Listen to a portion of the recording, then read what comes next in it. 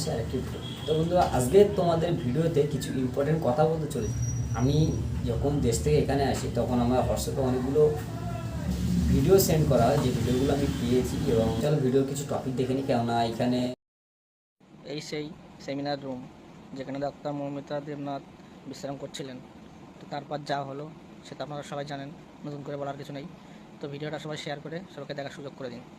Guys, আরও ভিডিওগুলো দেখ, আরও ইম্পর্টেন্ট তথ্য, গোপীর জলের মাছ বাড়ি আসতে চলেছে। তো বন্ধুরা ভিডিওটা ফলো করে তোমাদের চলে ভবন গেছে, প্রতিদিন যায় স্বাস্থ্য ভবনে হবে। চুপ!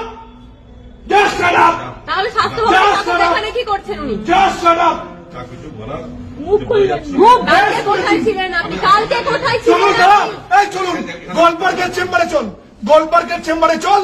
গোলপার্কে যে বেডরুম আছে, দুটো আলমারি আছে। এগুলো কোথাও তোমার দুধ দিতে হবে না, দেবেন না তো? গোলপার্কে দুটো আলমারি আছে, সেই আলমারি দুটো যে স্মল স্কেলের মাল সাপ্লাই করে বিনা পয়সায় চেম্বারে গেছে। চল এখনই চল গোলপার্কে, আমি বলছি চল। আমি ওর নাম্বার দেখিয়ে দেবো, আমি নাম্বার দেখিয়ে দেবো। স্যার বাধ্য করলেন, আজকে আপনি আমাকে বাধ্য করলেন, তাও তো আমি 25% বলেছি। আপনিও সব জানেন, সব জানেন কি করি। আর আরও একটা জিনিস জানতে পারলাম, যে জিনিসটা হচ্ছে ওর সাথে ওর দুটো বান্ধবী ছিল, যে বান্ধবীগুলো গলা চেপে নাকি বলেছিল। তো গাইস, এর থেকে বড় আমাদের কিছু বলার নেই। তো গাইস, তোমার ভিডিওটা কন্টিনিউ দেখতে থাকো। আর কোনো ঘটনাই ঘটেনি, নাকি কিছু হয়নি।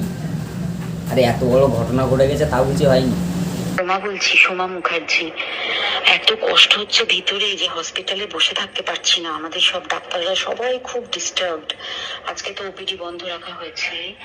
তোরা জানিস সমস্ত ঘটনা শুনলাম, যা মানে সত্যিকারের ঘটনা, যেটা আরজিকরের ভিতরের যে ডাক্তার তারা তাদের বন্ধু বান্ধব মারফত এটা ছড়িয়ে মানে এসছে আমাদের কাছে। অ্যাকচুয়ালি যেটা ঘটেছে সেটা হচ্ছে, আমি শুনে তো মানে বিশ্বাস করতেও নিজেকে কেমন লাগছে রে।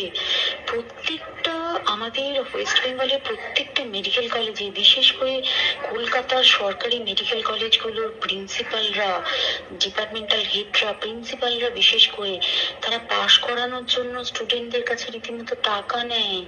যেসব স্টুডেন্টরা, ইন্টার্নরা, পিজিটিরা যারা ভালো করে ক্লাস করে না বা থিসিস তারা জমা দেবে, পিজিতে তো থিসিস জমা দিতে হয়। তো যারা MBBS final year final pass করবে না, সাপ্লি পাইয়ে দেবে, ইন্টার্নের কমপ্লিশন দেবে না, ইন্টার্ন হওয়ার পর কমপ্লিশন না দিলে তারা রেজিস্ট্রেশন নাম্বার পাবে না, এই সমস্ত ভয় দেখিয়ে টাকা পয়সা নেয়। সমস্ত জায়গাতেই এটা আছে। এর মধ্যে সব থেকে নিকৃষ্টের থেকেও নিকৃষ্টতম হচ্ছে সন্দীপ ঘোষ, প্রিন্সিপাল, যে তোর আমাদের কি বলে আরজিকর মেডিকেল কলেজে।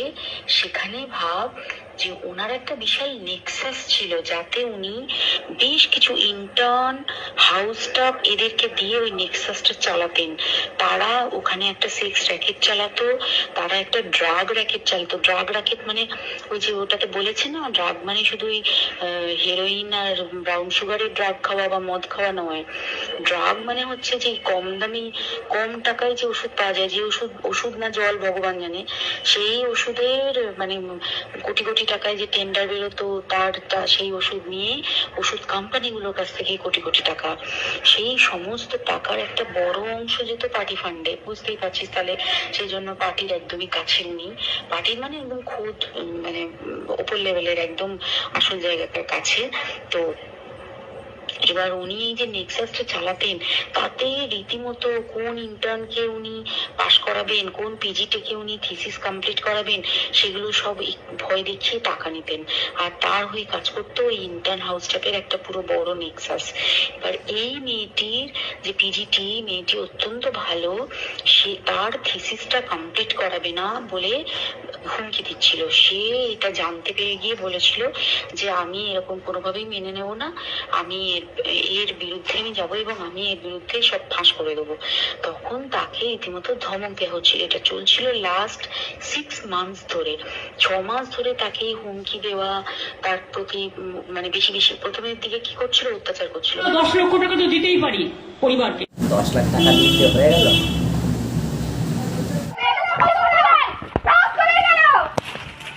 আপনি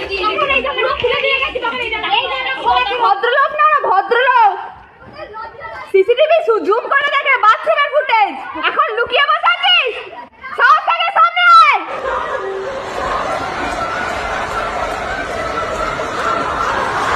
আমার একটা জিনিস ভেবে ভালো লাগছে যে আমরা এটা শুধু আর বাংলার প্রোটেস্ট হিসেবে নেই, এটা পুরো পৃথিবী জুড়ে প্রোটেস্ট চলছে সব জায়গাতে। এবং আমাদের এই স্লোগান এবং আমাদের এই যে প্রোটেস্টের দ্বারা আমরা একটা জিনিসই আমরা বোঝাতে চাই যে আর যেন কেউ না ভাবে যে এটাও কেটে যাবে, এইভাবে এই সময়টাও কেটে যাবে, মানে যারা অন্যায় করেছে। এবং আমরা এখন গা ঢাকা দিয়ে থাকি, মানুষ শান্ত হয়ে যাক, যেমন চলে সেরকমই চলবে। যে কোনো কেস বছরের পর বছর যেমন চলে, অনেক মানুষ তো এই ধারণা নিয়েও ক্রাইম করে যে আমার শাস্তি পেতে পেতে হয়তো আমার দাড়ি পেকে যাবে, অসুবিধা নেই, অর্ধেক জীবনটা হয়তো আমার কেটেও যাবে, তাতে আমার অসুবিধা নেই। সেইটা যাতে না হয়, এমন ভয়ানক যাতে শাস্তি হয় যেন পরবর্তীকালে যে কেউ এই জিনিসটা করতে গেলে 1000 বার ভাব।